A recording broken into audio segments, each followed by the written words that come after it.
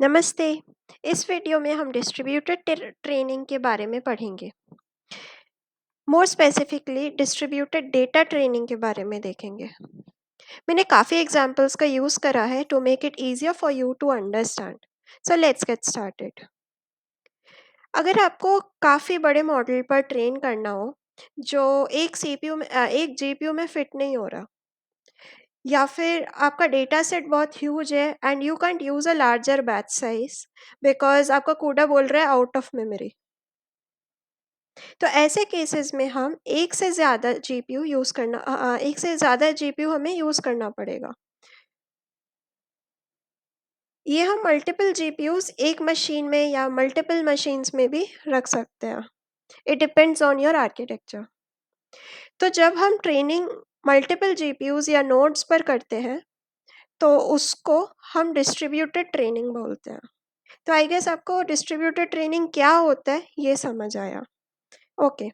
तो इससे जो डिस्ट्रीब्यूटेड ट्रेनिंग है उससे हमारा मॉडल्स जल्दी ट्रेन होता है because we have more compute, more GPU, और इसी वजह से हमारा जो टाइम है वो भी काफ़ी बचता है। तो we have two types in data distribution, sorry, in distributed training. One is called as data parallelism, data parallelism, and दूसरा होता है मॉडल पैरेललिज्म। डेटा पैरेललिज्म में मतलब हम इसको तब यूज़ करेंगे जब मॉडल तो एक जीपीयू में आपका फिट हो रहा है लेकिन डेटा नहीं हो पा रहा है। तो हम ऐसे केसेस में हर जीपीयू को, जैसे ये एक जीपीयू है, एक ये है, ऐसे मल्टीपल है, और हर जीपीयू को हम लोग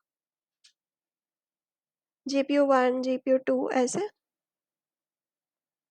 तो हर जीपीयू को हम लोग subset of the data set दे देंगे। तो ये सबसेट 1, सबसेट 2, ऐसे सबसेट n। ओके। और ये जो हमारे मल्टीपल जीपीयूज हैं इन सबको हम लोग अपना जो मॉडल है मेरा उसका रेप्लिका देंगे, मतलब हर किसी में मॉडल मेरा सेम रहेगा, model m will remain the same. और बस जो हमारा डिफर करेगा वो होगा डेटा, जो पूरे डेटा सेट में से हम लोग सबसेट्स बना के अलग अलग जीपीयू को देंगे, राइट। और हमारा अलग अलग मॉडल्स जो है अलग अलग डेटा सेट पे ट्रेन होगा, सबसेट ऑफ द डेटा पे ट्रेन होगा। तो जब हम ऐसा करते हैं तो हम इसको डेटा पैरेललिज्म बोलते हैं, और आज हम डेटा पैरेललिज्म को ही अच्छे से पढ़ेंगे। Okay, next is model parallelism. Model parallelism तब होता है, हम इसको तब यूज़ करेंगे जब हमारा मॉडल ही फिट नहीं हो पा रहा है एक पर्टिकुलर जीपीयू पे। तो इसमें हम मॉडल्स के जो लेयर्स होते हैं उसको अलग अलग जीपीयू में ट्रेन करते हैं, मतलब मॉडल को ही सब पार्ट्स कर देंगे और उसके अलग अलग लेयर्स को हम अलग अलग मॉडल में ट्रेन करेंगे। Alright, so let's look into distributed data parallel, उसका हम लोग वर्किंग देखते हैं।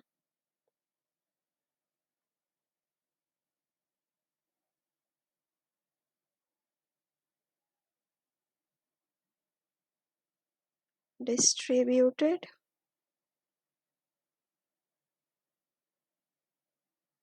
डेटा पैरेलल, इसका वर्किंग देखेंगे।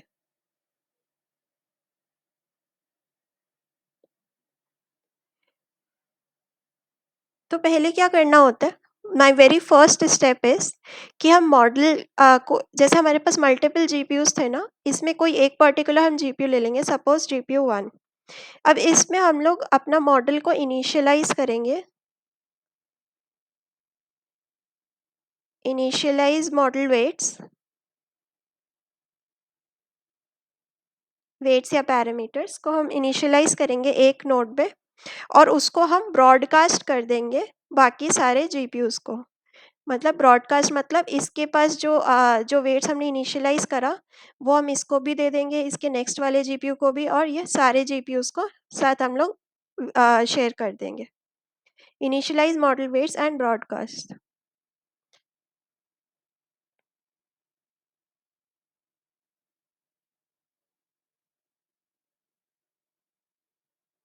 ओके। नेक्स्ट स्टेप होता है कि अब जो है हमारे पास सारे जीपीयूज़ में सेम मॉडल आ गया है, right? So now you have same model weights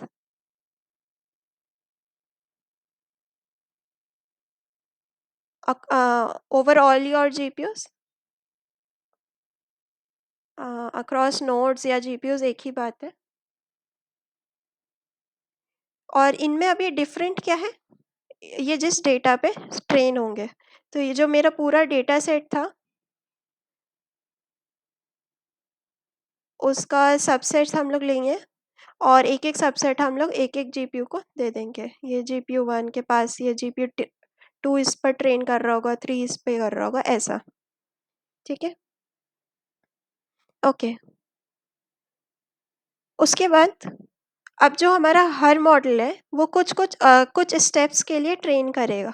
इसके पास ये वाले जैसे फर्स्ट वाला मॉडल है, फर्स्ट वाला नोड है, इसके पास अपना मॉडल है, इसके खुद के वेट्स हैं और यहाँ पे इसका पास डेटा सेट भी है। तो अब ये क्या करेगा, कुछ फ्यू स्टेप्स तक ये अपने आप को ट्रेन करेगा। लेकिन ट्रेन ऐसे करेगा कि ये वेट को अपडेट नहीं करेगा।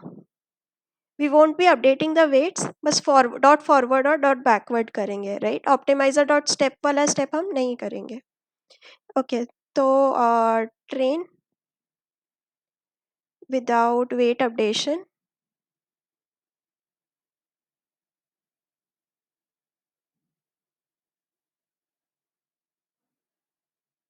और इस स्टेप में हम लोग डॉट फॉरवर्ड डॉट बैकवर्ड जो कर रहे होंगे ग्रेडियंट कैलकुलेशन के लिए, उसमें हम लोग ग्रेडियंट अक्यूमुलेशन करेंगे।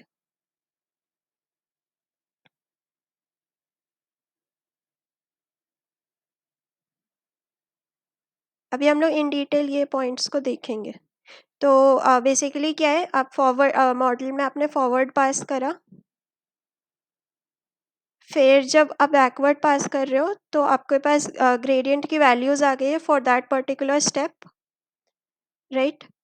अब जब हम लोग फिर नेक्स्ट स्टेप पे हम लोग फॉरवर्ड पास कर रहे हैं, फिर बैकवर्ड कर रहे हैं, तो हम लोग पुराने ग्रेडियंट्स पर ये अभी का जो हम लोग सेकंड स्टेप पे जो ग्रेडियंट्स निकालेंगे उसको हम ऐड करते जाएंगे। We would be summing up the gradients. Okay, we'll look into gradient accumulation in detail. Okay. तो हमारे पास कुछ स्टेप्स तक करा और हमारे पास कुछ ग्रेडियंट अक्यूमुलेट हो गए। फर्स्ट नोड पर भी सेकंड थर्ड सब ने ये काम कर लिया है। बट अब इन सभी के पास में, क्योंकि इन लोग सब ने अलग अलग सबसेट ऑफ डेटा पे ट्रेन किया था, तो इन सभी के पास जो ग्रेडियंट की वैल्यूज है वो डिफर कर रही है, right? Now each node is having different gradient values, right?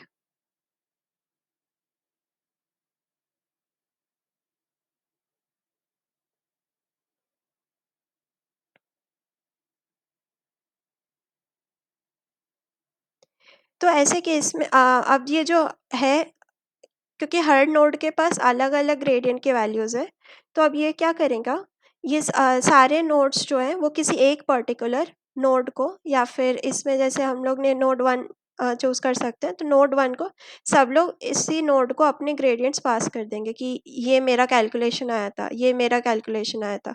तो सब अपने ग्रेडियंट्स एक को भेज देते हैं। तो ईच नोड sends its ये accumulated gradient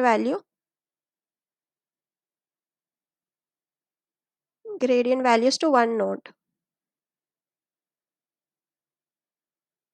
अब वो जो वन नोड, वो जिस भी पर्टिकुलर नोड को सबने भेजा है, वो नोड क्या करेगा, जितने भी ग्रेडियंट्स थे उन सबका सम कर लेगा, राइट?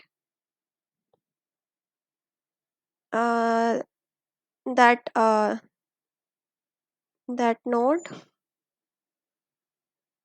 then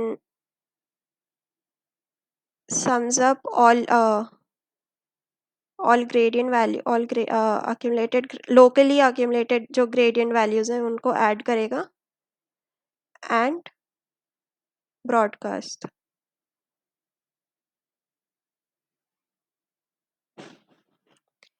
तो अब क्या हुआ, यहाँ पे सबके पास इंडिविजुअली हमारे पास लोकली ग्रेडियंट वैल्यूज़ जो डिफरेंट डिफरेंट आई थी, उन सभी ने अपने ग्रेडियंट्स को एक पर्टिकुलर जीपीयू को भेज दिया, एक पर्टिकुलर नोड को भेज दिया। अब ये नोड ने क्या करा, जितने भी ग्रेडियंट आए थे उन सबको ऐड कर लिया।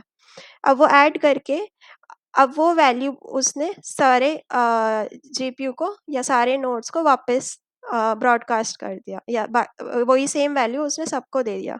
जैसे उसने इनिशियली जो हमने वेट इनिशियलाइज करा था उसको पास कर दिया था सबको, इस बारी क्या कर रहा है कि जो उसके ग्रेडियंट वैल्यूज आए थे वो सारे ग्रेडियंट वैल्यूज उसने सारे को पास कर दिया। तो अब क्या होगा, वेट अब आफ्टर दिस स्टेप सारे जो मॉडल्स हैं वो अपना ऑप्टिमाइज़र डॉट स्टेप करेंगे या अपने वेट्स अपडेट करेंगे, और ये वेट अपडेट करने के बाद सारे मॉडल्स के पास वापस से सेम वेट्स हो जाएगा अक्रॉस नोड्स। तो fifth step would be optimizer dot step या वेट अपडेशन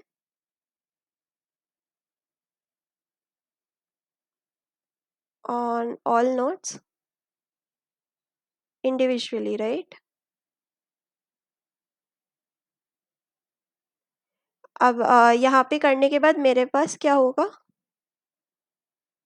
सारे मॉडल के वेट्स जो है सेम हो जाएगा across your nodes. Am I right. वापस से ये लूप फिर से शुरू हो जाएगा, फिर वो कुछ कुछ वेट अपडेट करेगा, अपडेशन मतलब सॉरी ट्रेनिंग करेगा विदाउट वेट अपडेशन, फॉरवर्ड पास बैकवर्ड पास ग्रेडियंट अक्यूमुलेट होते जाएगा। उसके बाद फिर वो अपने सारे जो वेट्स होंगे उसको एक किसी सेंट्रल नोड को भेज देगा। आफ्टर फ्यू स्टेप्स वो सेंट्रल नोड समेशन कैलकुलेट करके सबको अपडेटेड ग्रेडियंट वैल्यूज़ भेजेगा, जिस अपडेटेड ग्रेडियंट वैल्यूज़ पे वापस से वो वेट अपडेट कर लेगा सारे इंडिविजुअली जीपीयूज़। तो फाइनली वापस से उन सभी के पास में सेम वेट्स आ जाएंगे। ओके, आई होप आपको वर्किंग समझ में आया है। हाँ, ये जो हम लोग टर्म्स यूज़ कर रहे हैं, ग्रेडियंट अक्यूमुलेशन या ब्रॉडकास्ट, ये सारी चीज़ें, इसमें एक और चीज़ टर्म में लिखना भूल गई यहाँ पे। ये वाला जो स्टेप था ना कि अपने ग्रेडियंट्स को एक नोड को भेज रहे हैं और फिर वो एक नोड सम कर रहे हैं, ये दोनों कलेक्टिवली इस स्टेप को ऑल रिड्यूस एल्गोरिदम से करते हैं। तो we will look into that as well. Alright. तो सबसे पहले let's talk about gradient accumulation.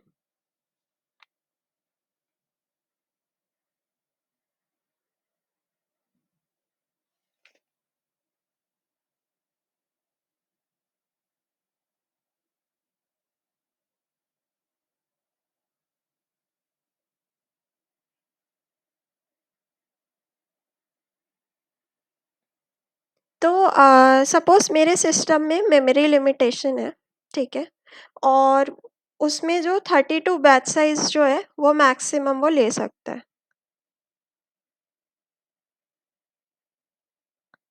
ये मैक्सिमम वो ले पा रहा है, बट हमें बैच साइज सपोज 128 हमारा डिज़ायर्ड है।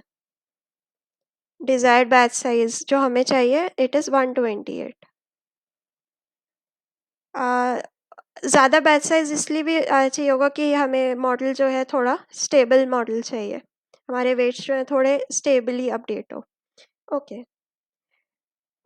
तो हम ऐसे केस में जब हमारा सिस्टम एक्सेप्ट नहीं कर रहा तो हम ग्रेडियंट अक्यूमुलेशन करके सेम डिज़ायर्ड बैच साइज वाले इफेक्ट को ला सकते हैं। कैसे करते हैं, लेट्स सी। तो सबसे पहले हम लोग स्टेप्स देख लेते हैं, अक्यूमुलेशन स्टेप्स कितने आएंगे। So accumulation steps is equal to मेरा इफेक्टिव बैच साइज या फिर जो मेरा डिज़ायर्ड बैच साइज है वो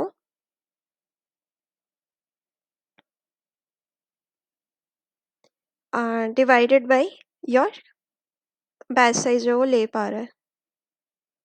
तो this is what 128, 32, this is 4। Okay,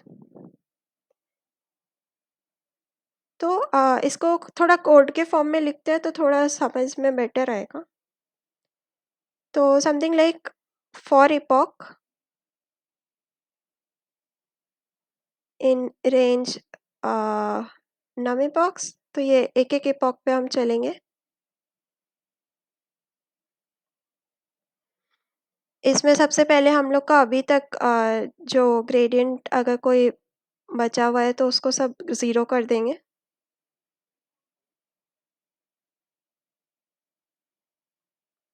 एक हम लोग आई काउंटर ले लेते हैं। अब जो हमारा मिनी बैचेस है, तो for inputs comma target in enumerate data loader, right. इसमें हम लोग क्या करते हैं, पहले आउटपुट निकाल लेंगे मॉडल से पास करा के।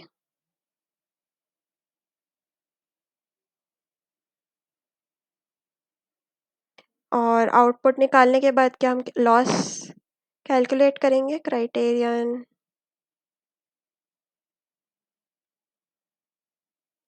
तुम्हारा जो आउटपुट आया वो and your targets actual value. ये एक मिनी बैच के लिए कर रहे हैं अभी। उसके बाद हम यहाँ पे करेंगे लॉस डॉट बैकवर्ड। इससे we are going to calculate our gradients. और ये करेंगे और यहाँ पे करके हम लोग आई प्लस इक्वल टू 1 कर देंगे, काउंटर का वैल्यू प्लस कर देते हैं। अभी यहाँ पे we are going to check अगर मेरा आई प्लस 1 जो है वो accumulation steps जो हमने ऊपर लिया 4, तो it's like every 4th mini batch पे you are going to do this. तो हम लोग हमेशा ऑप्टिमाइजर डॉट स्टेप नहीं कर रहे हैं, मतलब हमेशा हम वेट को अपडेट नहीं कर रहे हैं। We are updating the weight only after every 4th epoch। और फिर ये करके हम लोग वापस से 0 कर देंगे ग्रेडियंट्स को। ऑलराइट, तो इसमें इस कोड में इफ़ यू सी, ये जो लॉस्ट और बैकवर्ड है, इसमें पुराना ग्रेडियंट जो अभी हम लोग फर्स्ट आइटरेशन में जो हम लोग फर्स्ट मिनी बैच में जो हमारा ग्रेडियंट कैलकुलेट हुआ, वापस ये सेकंड में जाएगा। तो यहाँ पे हमने ग्रेडियंट को 0 नहीं करा है, right. We didn't do optimiser dot 0 grad, मतलब इफ मिनी बैच जो है वो रिमाइंडर 4 मतलब 4th उस पे नहीं है। तो क्या हो रहा है, ये पहले के जो ग्रेडियंट है, जो अभी तक का अक्यूमुलेटेड जो ग्रेडियंट वैल्यू है, ये अभी previous gradient plus your current gradient वो ऐड कर देगा। ये अभी के ग्रेडियंट तो कैलकुलेट करके लाएगा ही बैकवर्ड, क्योंकि पहले के ग्रेडियंट इसके 0 नहीं हुआ तो उसमें ये अपना ऐड कर देगा। This will be your new gradient. तो this is your accumulated gradient. इसी को हम ग्रेडियंट अक्यूमुलेशन बोलते हैं। तो अब ये सेकेंड थर्ड इटरेशन तक ये अक्यूमुलेट करते रहेगा ग्रेडियंट। तो जैसे ही हमारे पास 4th मिनी बैच आएगा, तो फिर क्या होगा, तब फिर हम लोग यहाँ ऑप्टिमाइजर डॉट स्टेप कर देंगे। तो एवरी 4th मिनी बैच में हम वेट अपडेट कर रहे हैं। बेसिकली हमारा जो 128 का बैच साइज हमें अचीव करना था, वो हम अचीव कर पाए इन द सेंस कि हमारे जो अभी जो वेट अपडेट हो रहा है वो 32 इंटू 4 डेटा पॉइंट्स के बाद हो रहा है, which is your 128, right. So let's see कि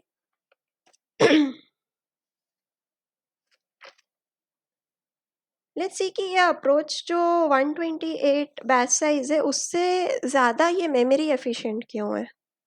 बिकॉज हम जब डायरेक्टली बड़ा बैच साइज ले रहे थे ना, जैसे 128 अगर हम डायरेक्टली ले लेते, तब हमें जो है मेमोरी किस किस चीज़ के लिए रिक्वायर्ड होता। जो आपके मॉडल में जो इंटरमीडिएट लेयर्स हैं, ये लेयर 1, लेयर 2 ऐसे, ये हर लेयर पे आपके पास एक्टिवेशन का आउटपुट होता, right? For every data point.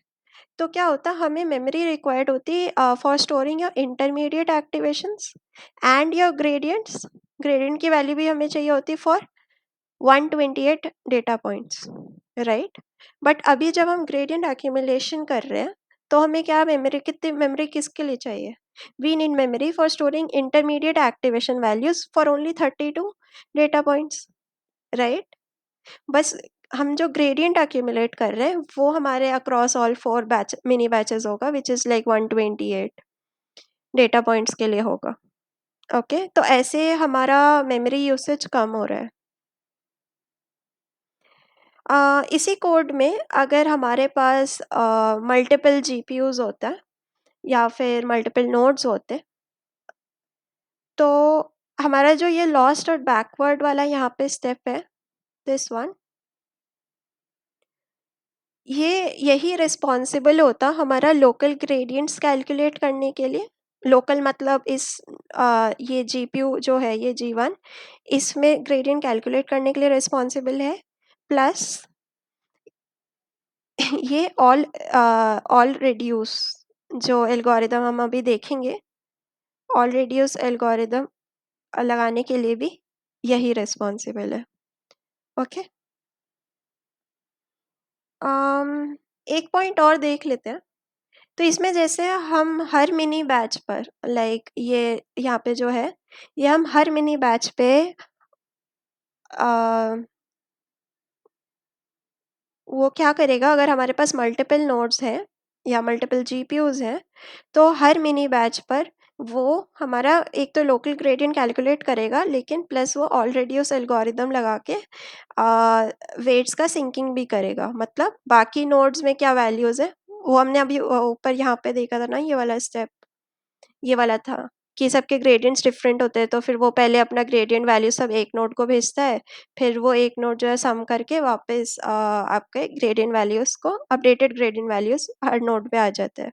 तो ये वाला जो ऑल रिड्यूस एल्गो वाला स्टेप है, ये हर मिनी बैच के लिए हो रहा है अभी, ठीक है? तो अगर इफ़ यू वांट कि आपका जो लॉस्ट और बैकवर्ड है, वो ग्रेडियंट एक्यूमुलेशन आपका मतलब कुछ मिनी बैचेस के बाद करें, नॉट ऑलवेज, राइट? तो हम ऐसे कैसे इसमें कोड में क्या चेंज कर सकते हैं? काफ़ी मिनिमल चेंज है, एज इन ये जो आपके स्टेप्स है ना यहाँ पे, लॉस और लॉस डॉट बैकवर्ड, ये वाला स्टेप में आपका हो जाएगा, इसमें कंडीशनल आप डाल सकते हो, like if i+1 reminder accumulation step is not equal to 0, तो इसमें what do you write inside? You write this with model dot no sync, like you don't want to sync with other nodes और other GPUs के साथ आपको sinking नहीं करनी है। तो विद दिस, अब इसके अंदर में you write your loss is equal to criterion dot dot dot and your loss dot backward, ठीक है? तो इसमें क्या होगा कि नो सिंक है, तो ये बस लोकल ग्रेडियंट, ये जो कैलकुलेट हमेशा से कर रहा था और अक्यूमुलेट कर रहा था, ये वही वाला काम करेगा, लेकिन ये ऑलरेडी उस एल को नहीं लगाएगा। ये बाहर में आपका इफ कंडीशन है, if this is not equal to 0। Okay, वही, और ये वाला दूसरा पार्ट जो है ये एल्स में आ जाएगा, और एल्स में आप नॉर्मली वापस से यहाँ पे लॉस लिख दो equal to criterion and followed by loss your backward. तो क्या होगा, हर फोर्थ मिनी बैच में वो ये जो ऑलरेडी उस एल्गो है उसको कॉल करके अपना बाकी मॉडल्स के साथ सिंकिंग कर लेगा अपने ग्रेडियंट्स को। Okay, so now let's discuss about all radius algorithm. हम इतनी देर से ऑल रेडियस कर रहे हैं, होता क्या है वो देखते हैं।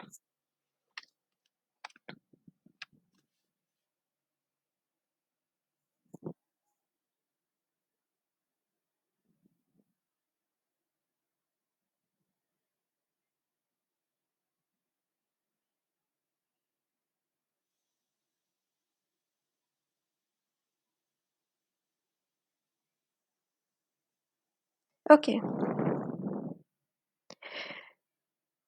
हम लोग इसको देखते हैं पहले रिंग टोपोलॉजी में।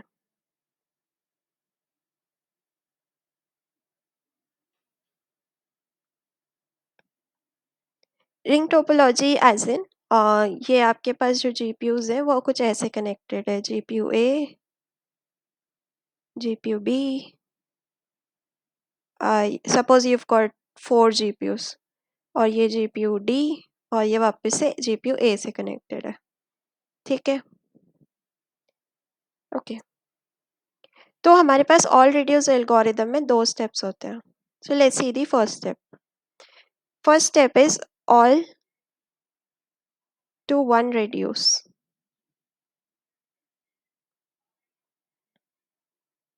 ऑल टू वन रिड्यूस बोलता है कि आप अपना डेटा भेजो after receiving from previous and add your data. तो मतलब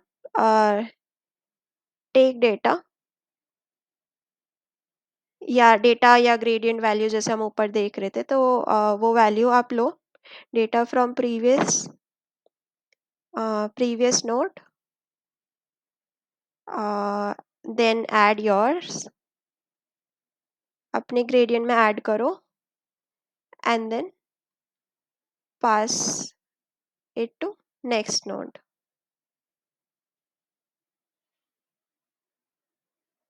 ओके। सो एक एग्जांपल लेते हैं और हम लोग वैल्यूज़ थोड़ी इंटीजर्स में ही लेंगे to make you understand better, but इसमें बेसिकली जो नोड्स पर अक्यूमुलेटेड ग्रेडियंट्स हैं ये वैल्यूज़ वही वाली होनी चाहिए। सो जीपीयू आपके पास कौन से हैं, A, B, C and D, and आपके पास जो डेटा या ग्रेडियंट था वो I am just taking it to be just one single value and that to an integer. Suppose इसके पास डेटा है कोई 5, 3, 7 एंड 2, ठीक है? तो हमारे स्टेप्स क्या होंगे, ये वाला जो है ना, तो स्टेप नंबर 1 देखते हैं। स्टेप नंबर 1 पे क्या होगा, ए जो है, ए जीपीयू ए वो जीपीयू बी को भेज सकते हैं, तो वो बी को भेजेगा, क्या भेजेगा, अपना डेटा 5 है। तो this is how we are initialising it. Obviously वो प्रीवियस नोट से अभी नहीं ले रहे, तो हमें कहीं तो इनिशियलाइज करना है, तो हमने ए से करा।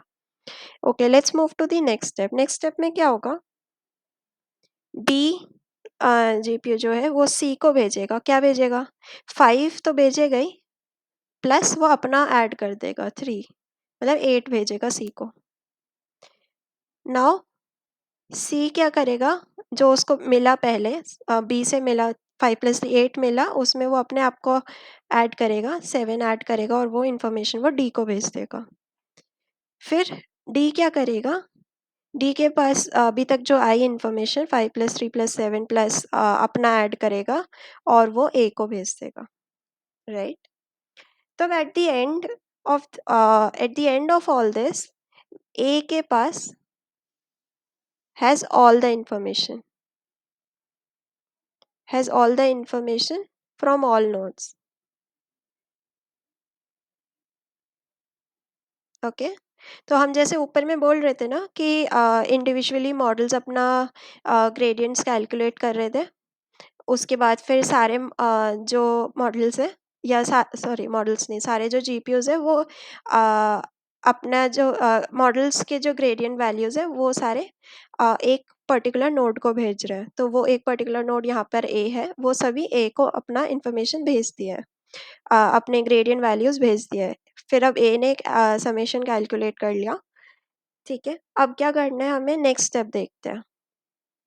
तो this is all to one reduce, मतलब जो इन्फॉर्मेशन सबके पास टूटा टूटा अलग अलग ग्रेडियंट वैल्यूज था, वो सब अब ए नोड के पास आ गया है in one single GPU. Okay, let's look at the next step. Next step is one two all broadcast.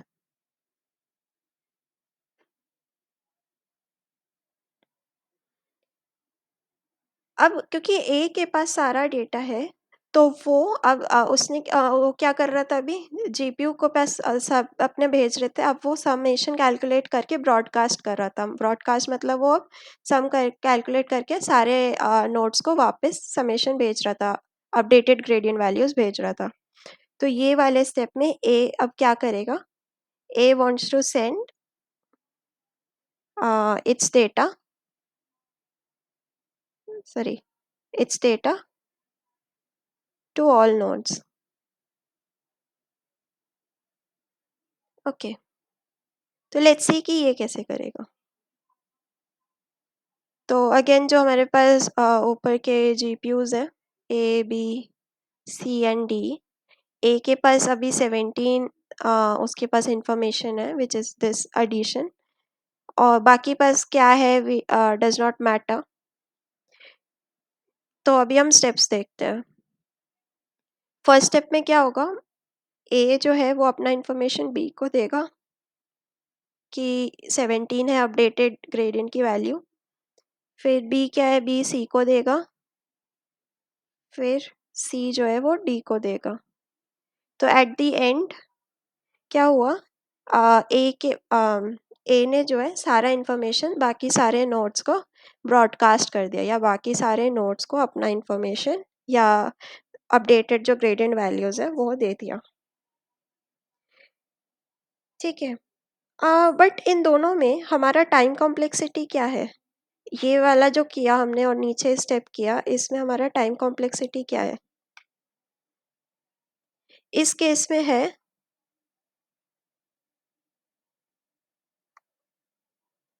For your first case all to one reduce, और ये दूसरा है।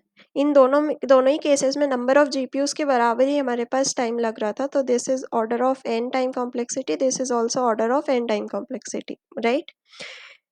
तो क्या हम इस अप्रोच को थोड़ा ऑप्टिमाइज कर सकते हैं। What if we don't use the this ring topology at the first place. हम अगर सारे नोड्स या सारे जीपीयूज एक दूसरे से बात कर सकते तो ओके। सो लेट्स सी कि हम कैसे करके divide and conquer approach use करेंगे और हमारा time complexity order of N से कम हो सकता है।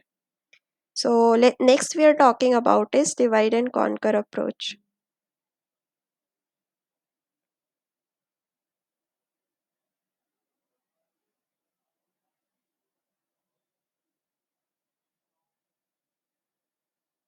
ओके, तो अभी जो हमारे पास ऊपर ये डेटा है, so let's just look for the first part of all radius algorithm. तो जो हमारे पास फर्स्ट पार्ट है ऑल टू वन रिड्यूस, वो देखते हैं। तो जीपीयू मेरे पास ए बी सी डी थे, और मेरे पास उनमें जो डेटा की वैल्यूज थी वो 5 3 7 एंड 2 था। ऑलराइट, तो अभी मेरे स्टेप्स जो है वो थोड़े से चेंज हो जाएगा।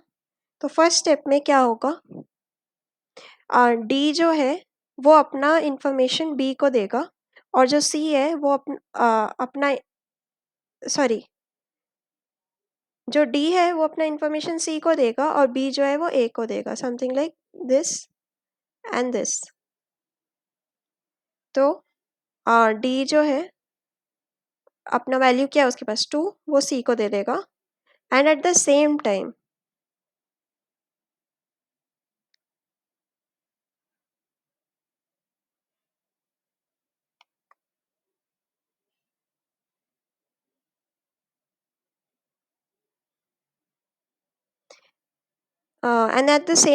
बी जो है वो ए को देगा, अपना वैल्यू क्या है 3।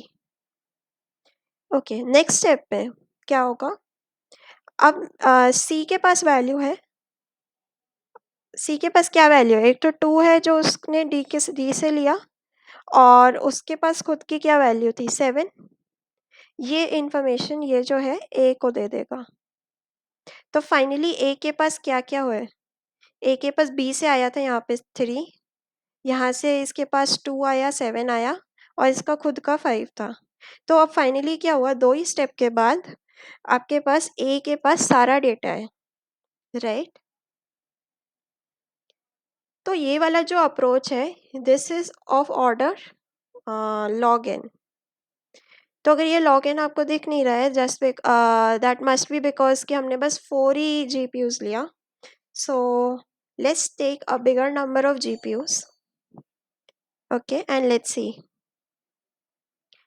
सपोज़ आपके पास जो जीपीयूज़ हैं वो 1, 2, 3, 4, 5,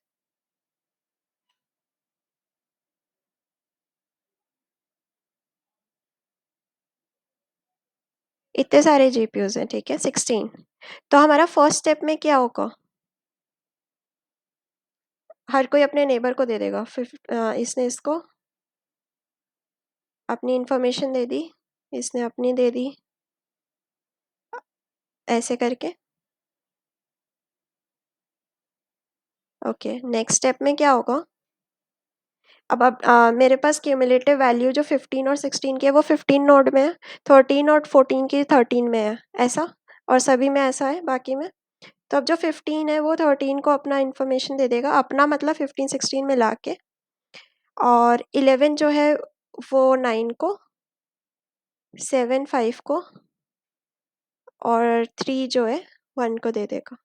ओके, स्टेप 3, इसमें क्या होगा? अब मेरे पास 13 14 15 16 इन सभी का डेटा 13 नोड पे पड़ा है, 9 10 11 12 इन सब का डेटा मेरे पास 9 के पास पड़ा है। तो 13 जो है अपना इतनी सारे वैल्यूज़ का इन्फॉर्मेशन 9 को देगा, और सिमिलरली यहाँ पे 5 जो है वो 1 को दे देगा। फाइनली इन स्टेप 4 क्या होगा? जो 9 है वो 1 को देगा।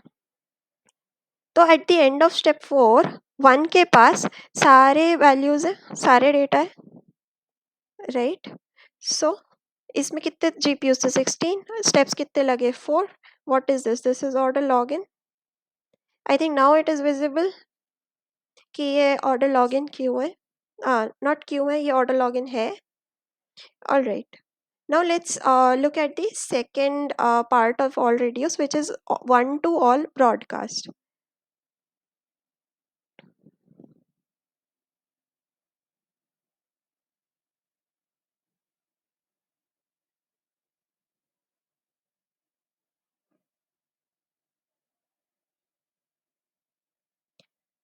तो इसमें क्या होगा? अभी मेरे पास ए के पास जो वैल्यू थी वो 17 थी ओवरऑल सम, और ये वैल्यू उसको सारे बाकी जीपीयूज़ को देना था। तो बी के पास कोई वैल्यू पड़ी है, उससे does not matter to us क्या वैल्यू है, कुछ है उसके पास। And let's see the steps now. First step में क्या होगा? ए जो है वो अपनी इंफॉर्मेशन सी को देगा, 17, उसने सी के पास पहुंचा दी वैल्यू। अब मेरे पास 17 की वैल्यू जो सम में है, जो ग्रेडियंट्स सारे जो कंप्यूट हो गए उनका जो अक्यूमुलेट, सॉरी, जो ओवरऑल वैल्यू है जो ब्रॉडकास्ट करना चाह रहा है, वो 17 वैल्यू अभी किस किस के पास में है? ए के पास में है और सी के पास में है, राइट? तो सेकंड स्टेप में क्या हो सकता है कि ए अब बी को दे दे और सी जो है वो डी को पास कर दे, और ये दोनों हमारे एक ही टाइम पे हो सकते हैं। तो ऐसा हो जाएगा, ए ने बी को दिया इंफॉर्मेशन कि 17 है टोटल सम, और सी ने डी को दे दिया, right? Again this is order of log N. Okay, तो if you want to check this for multiple GPUs, like for 16 GPUs, तो we can do that as well. Let's just do it to see कि ये order log in ही आ रहा है। GPUs,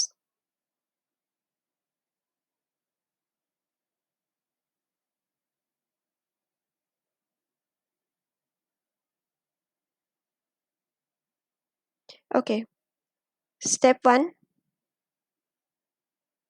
1 shares its info with 9. Okay, step number 2, अब information 1 के पास भी है total sum, और 9 के पास भी है और 1 के पास भी है। तो अब इन दोनों के बीच का जो वैल्यू है, जो बीच वाला जीपीयू लाई कर रहा है ये उसको देगा, विच इज़ 5।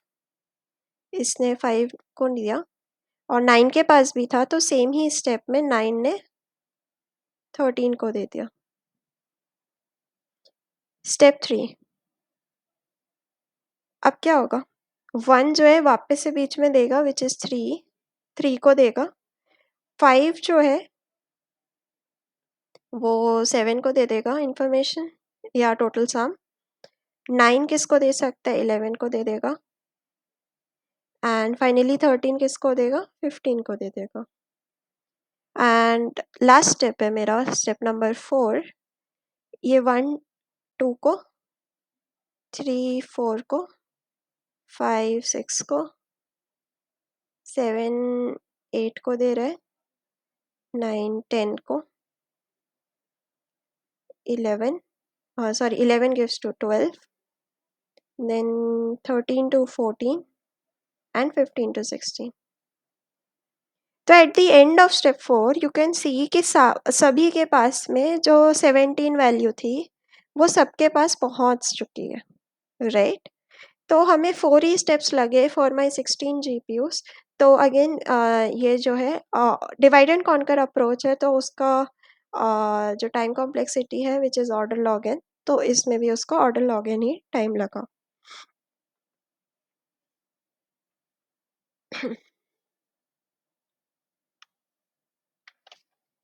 ओके, अभी तक हम क्या कर रहे थे? पहले हमने करा टॉर्च, क्या क्या हम स्टेप्स जो कर रहे थे वो क्या कर रहे थे? We were doing, I hope this part is clear to you. All reduce algorithm is clear to you, right? So we are moving ahead now. तो let's check कि हम अभी तक जो कर रहे थे we were doing कि हम torch dot forward कर रहे थे। अभी जो कोड लिखा था हमने ऊपर में यहाँ पे ये लिखा था ना ग्रेडियंट एक्यूमुलेशन के लिए, या फिर हम लोग नॉर्मली जो करते हैं क्या स्टेप्स होते हैं हमारे?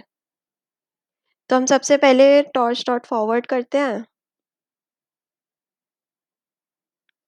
फिर टॉर्च डॉट बैकवर्ड। इसमें क्या होगा? सारे ग्रेडियंट्स हमारे कैलकुलेट हो जाएंगे ऑन ऑल द लेयर्स। उसके बाद फिर हम ऑल रिड्यूस को बुलाते हैं, राइट? तो ये पहले क्या करेगा? सारे मतलब इसी मॉडल में जो सारे लेयर्स हैं, मतलब लेयर 1 लेयर 2 लेयर 3 ऐसे करके ये सारे लेयर्स की ग्रेडियंट पहले कैलकुलेशन होगा, ग्रेडियंट कैलकुलेशन। उसके बाद फॉलोड बाय ये जो है ऑल रिड्यूस एल्गो यूज करेगा, राइट?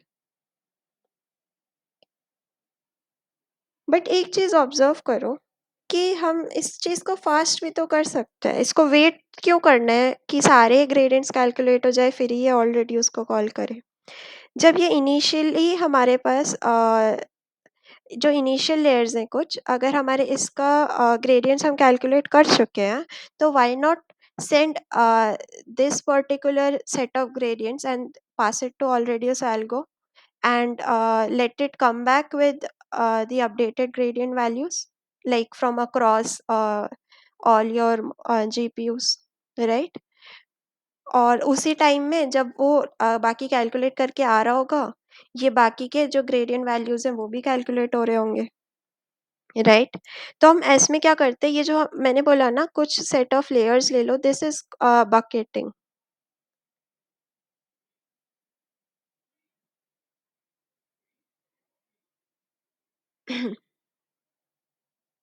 तो हम इसमें क्या करें कि जो लास्ट फ्यू लेयर्स हैं उसके ग्रेडियंट्स कैलकुलेट हो जाते हैं, सॉरी ग्रेडियंट्स जब कैलकुलेट हो जाएंगे तो वैसे ही हम रिड्यूस ये जो ऑल रिड्यूस है उसको कॉल कर देंगे फॉर दीज लेयर्स ग्रेडियंट्स। बस इतने लेयर के ग्रेडियंट्स के लिए हम लोग ऑल रिड्यूस को कॉल कर देंगे। We are not going to wait कि वो सारे कॉल करके लाए, सारे कैलकुलेट हो फिर करें। तो like kind of we are trying to parallelise this. तो इस तरीके से we are not like waiting for all the gradients to be calculated, right? So that's it for today and I think आपको चीज़ें क्लियर हुई होगी। और data distribution के बारे में काफ़ी चीज़ें पता चली। एंड या दैट्स इट फॉर टुडे। अगर आपको मेरा कंटेंट अच्छा लगा तो प्लीज़ लाइक, शेयर और सब्सक्राइब करें और अपने डाउट्स और फीडबैक ज़रूर कमेंट करें। धन्यवाद।